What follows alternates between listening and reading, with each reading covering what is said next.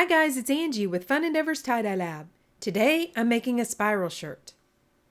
I've washed and dried my shirt, soaked it in a soda ash solution for at least 20 to 30 minutes.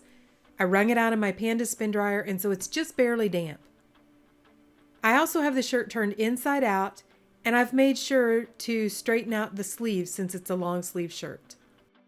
I'm beginning the spiral with a fork, and as I turn the fork with one hand, I'm forming additional folds in the shirt with the other hand.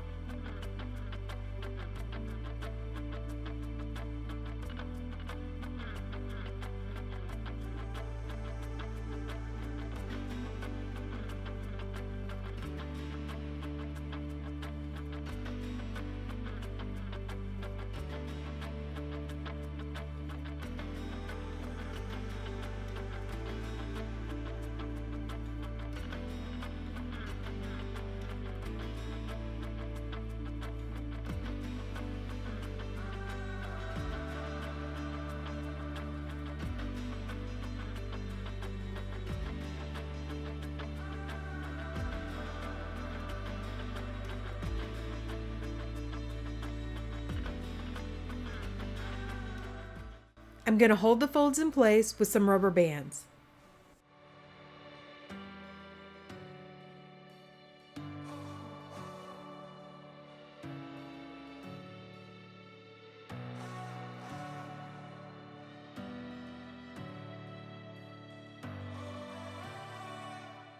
For this shirt, I'm going to use black bang from Custom Colors and silver lining from Dharma Trading Company.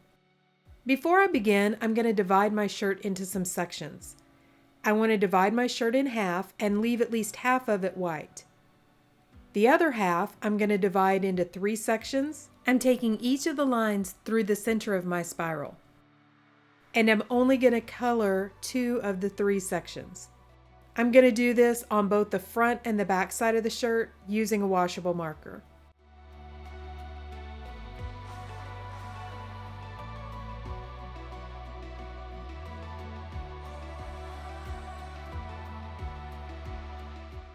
I've added my dye to some small 4-ounce needle tip bottles, and I'll leave a link down in the description for the video for where I purchased these bottles. This will give me a little bit more control over my dye when I go to apply it. I'm going to apply the black bang to the largest section on the side that I'm going to dye. I'm adding a little bit of black to the center of the spiral, but not a whole lot. I don't want it to overtake, and I don't want the center of the spiral to get too dark. I want to leave part of this shirt white, so that's why I'm leaving quite a large amount of white on the shirt. I know that the black and the silver lining are both going to move a little bit and fill in some of this blank area, but hopefully if I leave a lot of white space, I'll have quite a bit left. The smallest section, I'm going to add the silver lining from Dharma Trading Company. I want to make sure I get these sections well saturated, but I don't want to oversaturate, because if I oversaturate with the dye, a lot more of the dye will move over into the white area.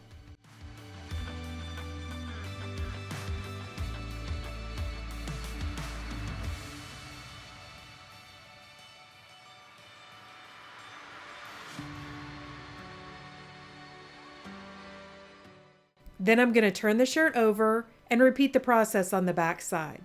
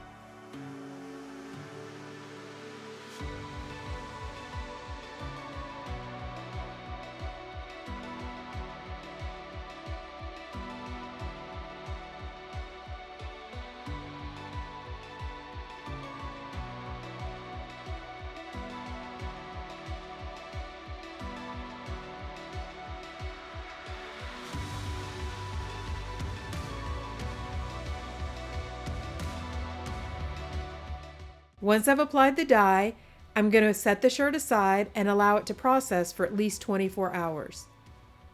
Once I washed and dried the shirt, this is what it looks like. So I like the way this one turned out. We did end up with some white, which was the goal. I might have been able to get a little bit more white left if I would have either added some thickened water, which is just plain water that's been thickened with sodium alginate, or if I would have just maybe even added some plain water into the white areas. But I made allowances for the white. I intended to just go ahead and let the dye move, left plenty of space for it to move, and I'm pretty happy with the results.